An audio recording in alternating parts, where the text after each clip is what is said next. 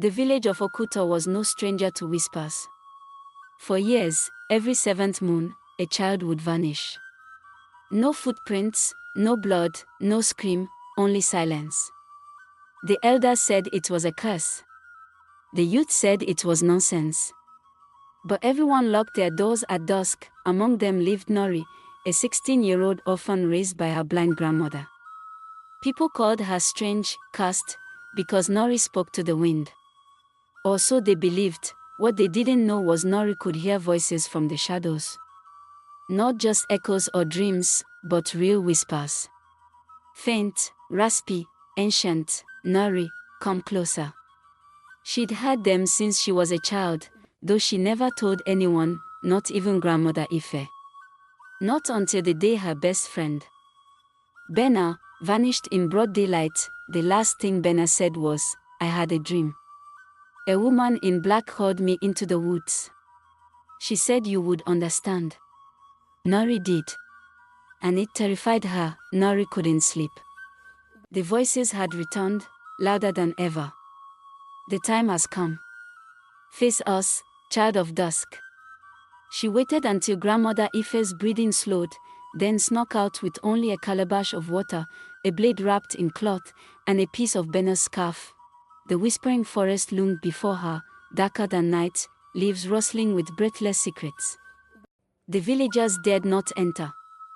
But Nori didn't hesitate. The moment she stepped inside, the trees shifted. The air thickened. Shadows peeled away from tree trunks, forming smoky outlines. "You can hear us," said a voice like breaking bones. "You are the bridge."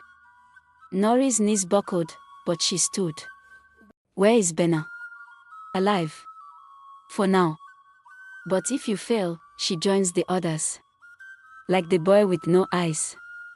The girl with no mouth." A shadow lunged. Nori drew her blade, a family heirloom.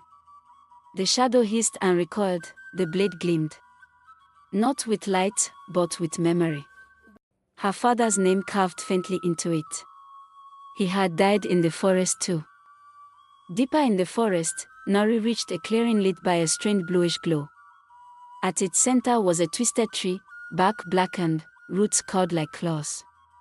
Shadows circled it, whispering in a language older than the wind. An ancient woman stepped from the tree, the shadow keeper. Her skin shimmered between foam and smoke, her eyes bottomless wells. "You bear the gift your father stole," she rasped. Nori stood tall. "I want my friend back." The shadow keeper tilted her head. "Then give me your voice." "My voice." "The voice that hears the shadows. In exchange, I will return your friend." Nori hesitated.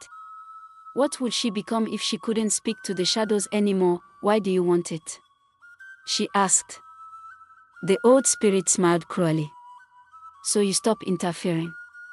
The others who vanished were chosen. You are a disruption." Nori realized the truth. The village's curse was not punishment, it was harvest. Every 7 moons, the shadows fed. She looked at the knife again. Her father's name. He had tried to stop it too. Instead of surrendering, Nori drove the blade into the tree's root. It screamed, not the spirit, but the forest itself. The air shuddered. The shadows convulsed. "You dare." The shadow keeper hissed, "I do. I see you now. You are no god. You are a parasite." The shadows attacked. Nori fought. Her blade tore through darkness, but it burned her skin. Still, she pressed on. Suddenly, from the shadows, Benna stumbled out, half-conscious, wrapped in vines of black smoke. "I found her." Nori cried, but another face emerged, her father's. "Live now, or die as I did." Tears filled Nori's eyes. "No. Not like this." She handed her father the blade. Somehow, he took it. His form flared with light, burning through the shadows. With a final scream, the shadow keeper disintegrated. The tree split down the middle. The forest exhaled. Nori woke outside the forest, Benna beside her. Villagers surrounded them, stunned. The forest behind them no longer whispered. Later, the elders confessed, long ago, they made a pact with the Shadow Keeper. In return for peace, they allowed the harvest to continue.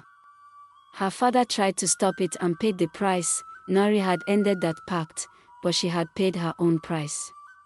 Though alive, the shadow voices were gone. Her gift, silent.